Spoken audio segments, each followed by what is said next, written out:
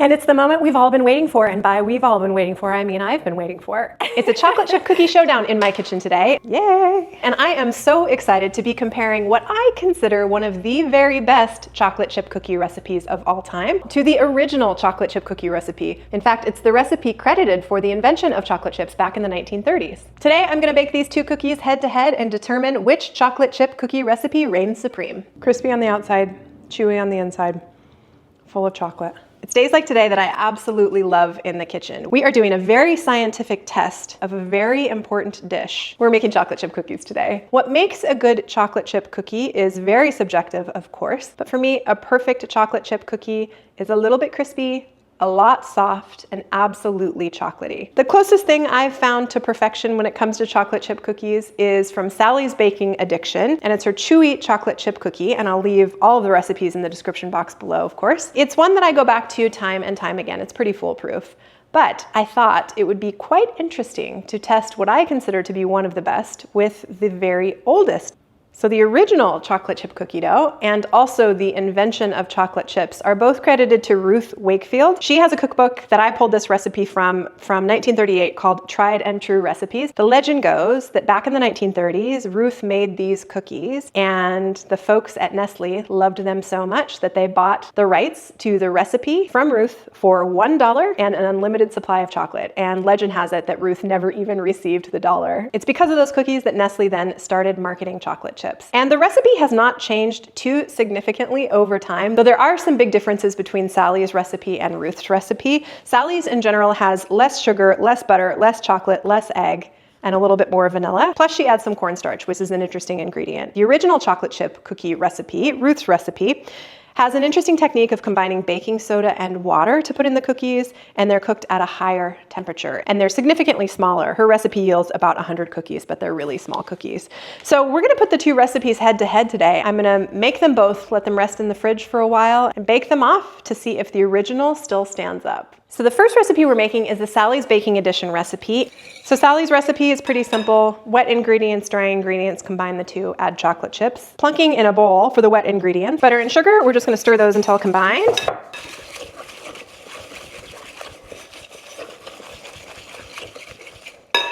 Vanilla. And then 1 egg and 1 egg yolk.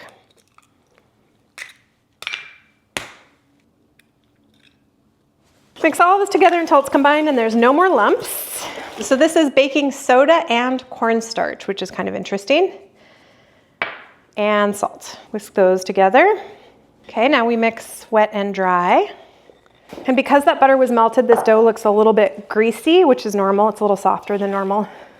And it makes the chocolate chips a little bit hard to mix in, but we're just gonna do our best.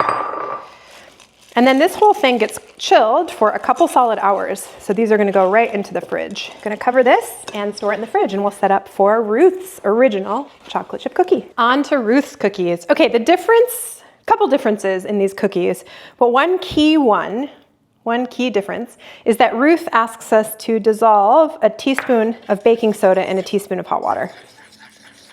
So I've done that, gonna set it aside. And then creaming, butter, sugar.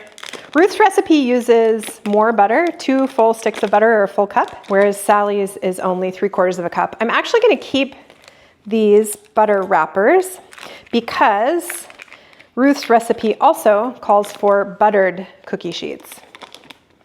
So keep a little bit of the butter on there and we'll use those to butter our cookie sheets with. So I'm gonna take some help from a hand mixer, which maybe is not appropriate for the era, but it's appropriate for this era. And I'm gonna cream these two things together. Butter, sugar, cream together. And give a quick scrape down. And then we're gonna add the vanilla and the 2 full eggs.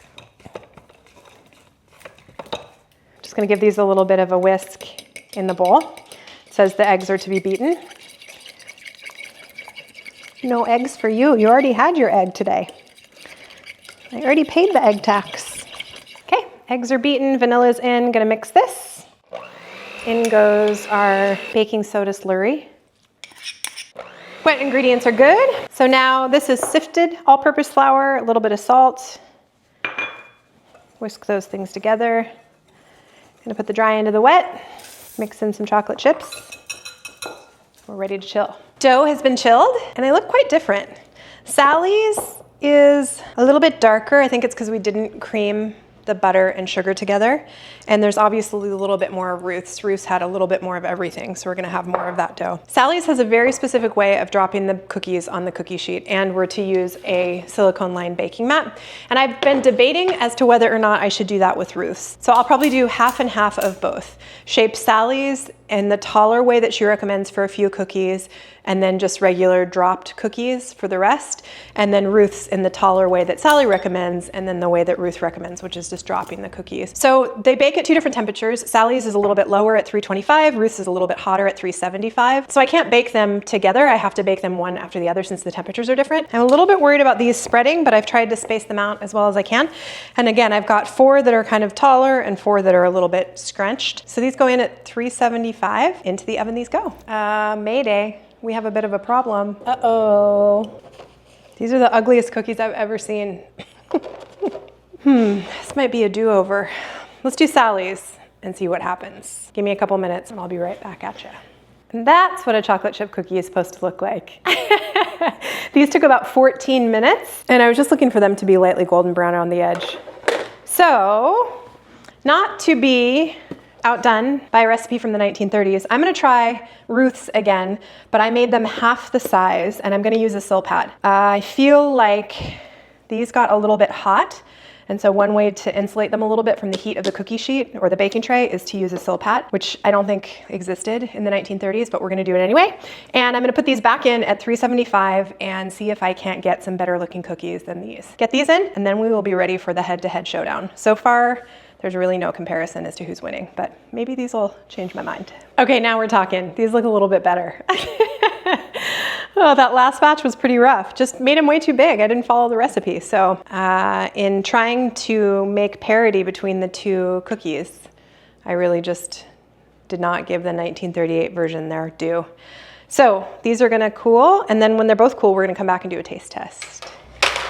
Yay! And it's the moment we've all been waiting for, and by we've all been waiting for, I mean I've been waiting for. It's time to taste our cookies. So the first round of Ruth's cookies was kind of a failure, I think we can say. Way too big. Either they needed to be refrigerated for longer, or perhaps even a Silpat would work better if you want to make them bigger. That might be a way to try it.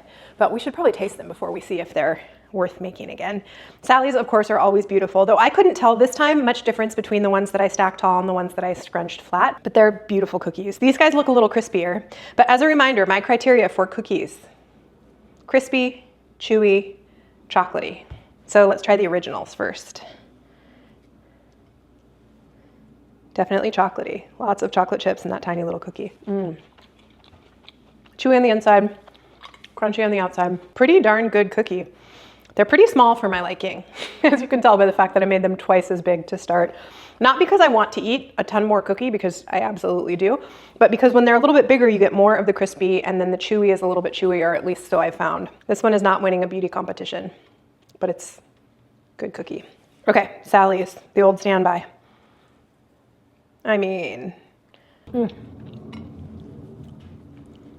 crispy on the outside, chewy on the inside, full of chocolate. Well, in a twist that perhaps shocks no one, the modern version, Sally's, are definitely the better cookie. I do like this 1938 weird little version though. I'm not sure exactly what the baking soda and water does. I don't really notice a difference in taste or in texture necessarily to any of the hundreds of other chocolate chip cookie recipes that I've tried.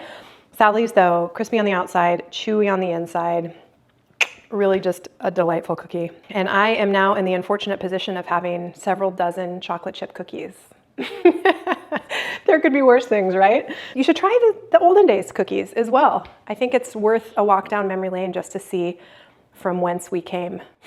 Thank you so much for joining me today. I really appreciate it. If you like cookies, drop a cookie emoji in the comments down below. And if you like this video, give it a like. If you want to stick around and hang out, I would love it. Please subscribe to the channel, and I will see you here next time.